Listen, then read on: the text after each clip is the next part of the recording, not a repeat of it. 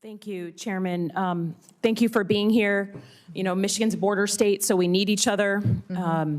We have a very big bridge that's being inaugurated, ribbon cut in September. We need that to be fully staffed.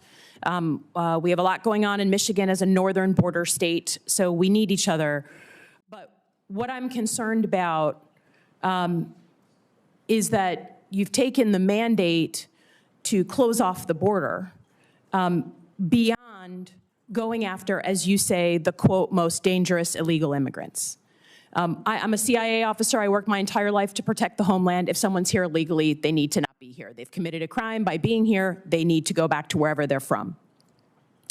But my concern is that either through sloppiness or intent, you have gone far beyond going after the, quote, most dangerous illegal immigrants and gone into legal immigrants who were given the ability to be here, and even American citizens.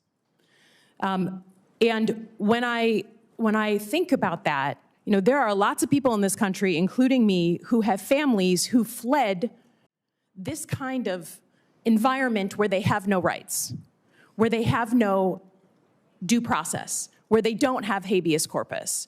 So while I'll be the first to say, coming from a state that was won by Trump, that there is a mandate to do something about the border, I think it is absolute dangerous overreach to go beyond that and start picking up American citizens and people who have the legal right to be here, lawful immigrants who have done everything right.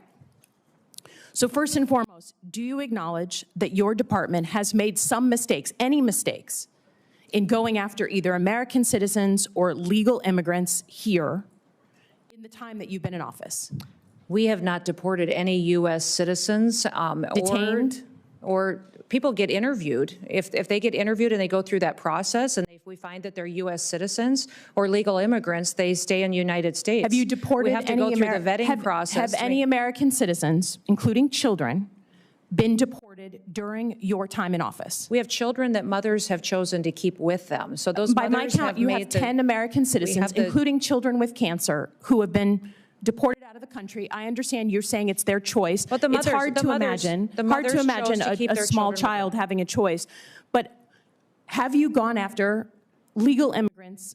Again, your standard in your opening statement was the most dangerous illegal immigrants. Does that include PhD students and master's students at colleges across the country, unarmed? Are they the most dangerous illegal when they have status and no weapons? I don't decide who gets status through a student program. This Department of State decides that, and we enforce it. Oh, come on. That's what our Department of Homeland Security does. I just would offer that, again, I have no qualms with going after folks who are here illegally. That is not my concern. That was part of my job, was to prevent people from coming here illegally in a former life.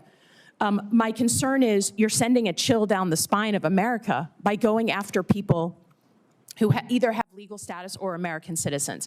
And when my colleagues ask you about habeas corpus, and you say, literally, we can review the tape, that you believe it's a right the president has, you sat here in front of all of us and swore an oath to the Constitution, and that is not at all what habeas corpus is. It is a right that we all get, that American citizens get, that people who are in the United States legally have.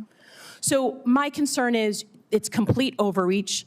I don't think American citizens, even those who voted for Trump, believe that you should be able to just grab someone off the street, sloppy, who has the legal right to be here, and certainly an American citizen. And I just am concerned that while you say you're going after the most dangerous folks, what you're actually doing is going after folks for political reasons, right? A PhD student that's unarmed is not at the top of the list. And we're not deporting U.S. citizens, and we're not deporting people who have legal status here. 10 American citizens have been deported. If the children have gone with their parents, it's So because their let me parents ask you wanted another them with question them. about cybersecurity. You know, you've cut $500 million from the budget. What specific programs are you cutting?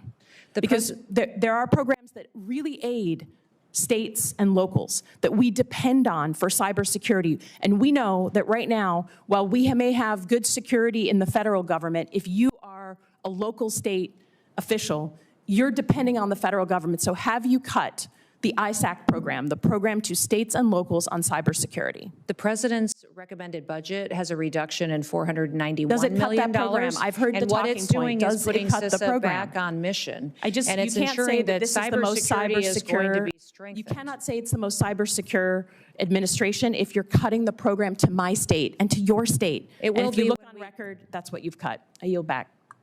Time has expired. Senator Hawley.